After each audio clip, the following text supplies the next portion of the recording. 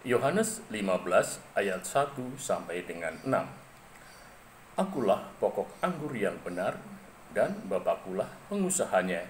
Setiap ranting padaku yang tidak berbuah dipotongnya, dan setiap ranting yang berbuah dibersihkannya, supaya ia lebih banyak berbuah. Kamu memang sudah bersih karena firman yang telah kukatakan kepadamu. Tinggallah di dalam aku dan aku di dalam kamu. Sama seperti ranting tidak dapat berbuah dari dirinya sendiri kalau ia tidak tinggal dalam pokok anggur. Demikian juga kamu tidak berbuah jikalau kamu tidak tinggal di dalam aku. Akulah pokok anggur dan kamulah ranting-rantingnya. Barang siapa tinggal di dalam aku dan aku di dalam dia, ia berbuah banyak. Sebab di luar aku, kamu tidak dapat berbuat apa-apa. Barang siapa tidak tinggal di dalam aku, ia dibuang keluar seperti ranting dan menjadi kering. Kemudian dikumpulkan orang dan dicampakkan ke dalam api, lalu dibakar. Jumat Agung Yesus wafat, hari Paskah Yesus bangkit, dan 40 hari kemudian Yesus naik ke surga. Yesus wafat dan pergi dari kehidupan manusia, namun Yesus berjanji akan mengutus Roh Kudus menyertai para murid sampai akhir zaman. Yesus tidak akan membiarkan orang-orang percaya seperti anak yatim piatu.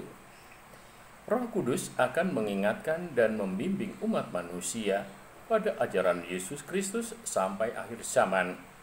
Setiap orang Kristen yang benar-benar mengasihi Allah dan sesama akan memiliki kepekaan pada ajaran dan bimbingan Roh Kudus.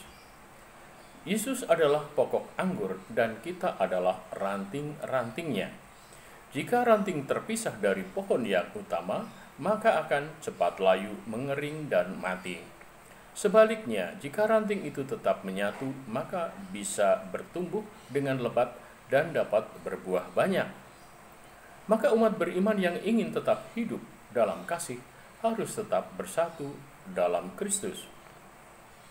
Kehidupan dalam Kristus sekarang mengalir dalam 7 sakramen sebagai sumber kehidupan. Pertemuan para rasul dengan Yesus yang bangkit menjadi sumber rahmat bagi para rasul. Para rasul menerima Roh Kudus dan kuasa mengampuni dosa. Ini yang menjadi cikal bakal sakramen baptis. Pengalaman Yesus mengajar dan memecahkan roti bersama mereka menjadi cikal bakal sakramen Ekaristi. Peristiwa Pentakosta adalah peristiwa para rasul mendapatkan kekuatan baru, penyembuhan dan pengampunan, melahirkan sakramen Krisma atau penguatan dan sakramen pengampunan dosa.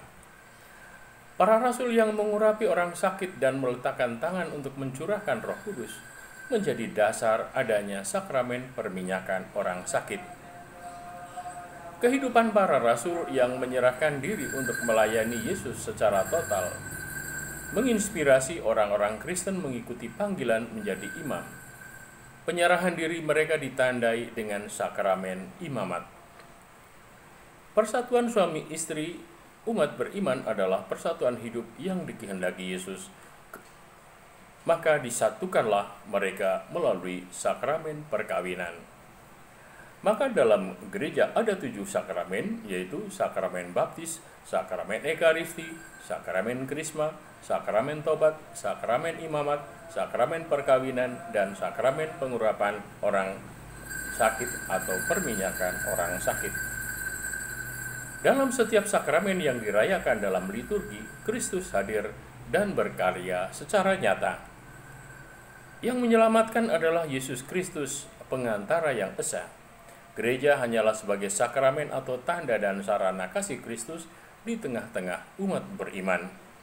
Setiap sakramen merupakan pertemuan pribadi yang mendalam dengan Yesus Kristus, di mana Yesus bekerja dalam hati dan hidup kita.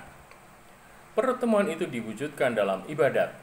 Dalam setiap sakramen selalu ada 2 unsur, yaitu sabda dan tanda.